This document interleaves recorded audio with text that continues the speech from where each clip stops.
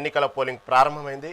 రాష్ట్రంలోని 3834 గ్రామాలు 27628 వార్డుల్లో ఉదయం నుంచే ఓటర్లు ఉత్సాహంగా తమ ఓటు హక్కును వినియోగించుకుంటున్నారు. పోలింగ్ ప్రక్రియ మధ్యాహ్నం 1 గంట వరకు కొనసాగనుంది. ఆ తర్వాత 2 గంటల నుంచి ఓట్ల కౌంటింగ్ మొదలై సాయంత్రానికి ఫలితాలు వెలువడనున్నాయి.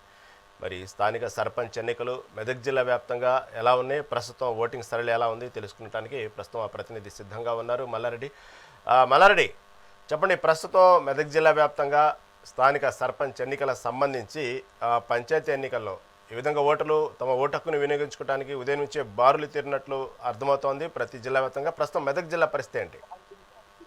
ఉమ్మడి మెదక్ జిల్లా వ్యాప్తంగా పోలింగ్ ప్రశాంతంగా కొనసాగుతుంది. అయితే ఉదయం 7 గంటల నుంచి మధ్యాహ్నం 1 గంట వరకు కూడా పోలింగ్ జరగనున్నది. అయితే చలి దృష్ట్యా మందకొడిగా ప్రారంభమైంది కూడా చెప్పుకోవచ్చు. ఇప్పుడిప్పుడే పోలింగ్ కేంద్రాలకు ఓటర్లు వస్తున్నట్టు కూడా మనం గమనించుకోవచ్చు. అయితే ఉమ్మడి జిల్లా వ్యాప్తంగా చూసినట్టుంటే సిద్దిపేట, మెదక్, సంగారెడ్డి జిల్లాలోని 20 మండలాల్లో 3 రెవెన్యూ డివిజన్లో ఎన్నికలు జరుగుతున్నాయి. మొత్తాన్ని చూసినట్టుంటే 420 గ్రామ పంచాయతీలలో 3409 వార్డు మెంబర్లకు ఎలక్షన్ జరుగుతున్నాయి. మొత్తానికైతే చూసినట్టుంటే 8360 మంది వార్డులకు 1293 మంది అభ్యర్థులు సర్పంచ్ స్థానాల కోసం పోటీ పడుతున్నారు. అయితే అధికారులు కూడా అన్ని ఏర్పాట్లు చూసారని చెప్పుకోవచ్చు సిరాజ్. మొత్తానికైతే చూసినట్టుంటే 3 జిల్లాల కలెక్టర్లు ఈ అధికార యంత్రాంగం కూడా ఈ పోలింగ్ ఏర్పాట్లు కూడా చేశారు. అయితే సమస్యాత్మక కేంద్రాలైన 43 కేంద్రాల్లో 3 అంచెల కట్టుదిట్టమైన భద్రతా వ్యవస్థను ఏర్పాటు చేశారు.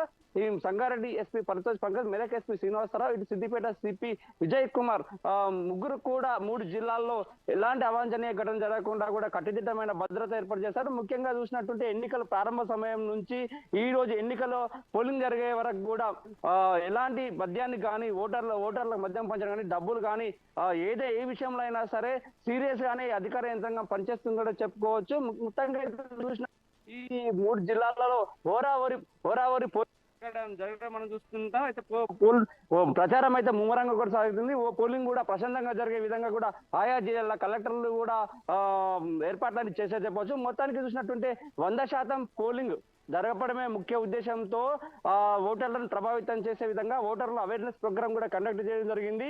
ఈ ఉమ్మడి జిల్లా వ్యాప్తంగా చూసినట్టుంటే ప్రతి పోలింగ్ కేంద్రం వద్ద కూడా గట్టి బందోబస్తు ఏర్పాటు చేశారు. ఇలాంటి ఓటర్లకు మద్యం కానీ మందు కానీ పంపిణీ చేయకుండా కట్టుదిట్టమైన టాస్క్ ఫోర్స్ టీమ్ కానీ టాస్క్ ఫోర్స్ టీమ్ ను ఇది ఒక సాయుధ బలగాలతోనే గస్తీ మోరింపజేసిన కూడా మనం చూసుకోవచ్చు. మొత్తానికైతే ఈ అధికార యంత్రాంగం అనేది పోలింగ్ ప్రశాంతానికి మొగ్గు చూపుతున్నట్టు కూడా మనం చూసుకోవచ్చు రాజు.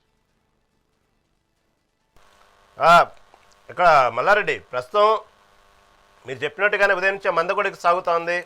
కాకపోతే అనేక జిల్లాల వ్యాప్తంగా ప్రస్తుతం అక్కడ 1 గంట వరకే ఓటింగ్ నమోదైద్ది అనేటువంటి విషయాన్ని చాలా మందికి తెలియదు. ఎందుకంటే సాయంత్రం 5 గంటల వరకు కూడా ఓటింగ్ ఉండిద్ది అనేటువంటి ప్రక్రియ గతంలో ఉన్నటువంటి ఎన్నికల దృష్ట్యా. అంటే ప్రస్తుతం దానికి సంబంధించినటువంటి 1 గంట వరకే ఓటింగ్ అనేటువంటి ప్రక్రియని దాదాపుగా అధికారులు తెలియజేశారు. అక్కడ ఓటర్లలో అవేర్నెస్ ప్రోగ్రామ్ కండక్ట్ చేశారు. అయితే మధ్యాహ్నం వరకు ఏదైతే లోకల్ బాడీ 2వ సాధారణ ఎన్నికలు కాబట్టి ఉదయం 7 గంటల నుంచి మధ్యాహ్నం 1 గంట వరకే ఎన్నికలు జరుగుతాయని చెప్పేసి కూడా అవేర్నెస్ ప్రోగ్రామ్స్ కూడా కండక్ట్ చేయడం జరిగింది. అయితే చలి దృష్ట్యా లేట్ అవుతుంది. ఉదయం దాదాపుగా 10 నుంచి 11 గంటల సమయంలో ఈ పోలింగ్ అనేది ఉధృతం కూడా అవుతుందని కూడా చెప్పుకోవచ్చు సిరాజ్. ముఖ్యంగా చూసినట్టుంటే సంగారెడ్డి జిల్లా అంటే ఉమ్మడి మెదక్ జిల్లా వ్యాప్తంగా చూసినట్టుంటే దాదాపుగా 5,66,000 మంది తమ ఓటు హక్కును వినియోగించుకున్నారు. అదే అందులో పురుషులు 2,70,000 మంది ఉంటారు. అయితే మహిళలు కూడా 2,90,000 మంది ఉంటారు. మొత్తానికే చూసినట్టుంటే ఉమ్మడి జిల్లా వ్యాప్తంగా మహిళలే ఈ మహిళా ఓటర్లే మొత్తానికే చూసినట్టే భవిత్యం అనేది మహిళా ఓటర్ల చేతిలో ఉందని చెప్పుకోవచ్చు సిరాజ్. మల్లారెడ్డి,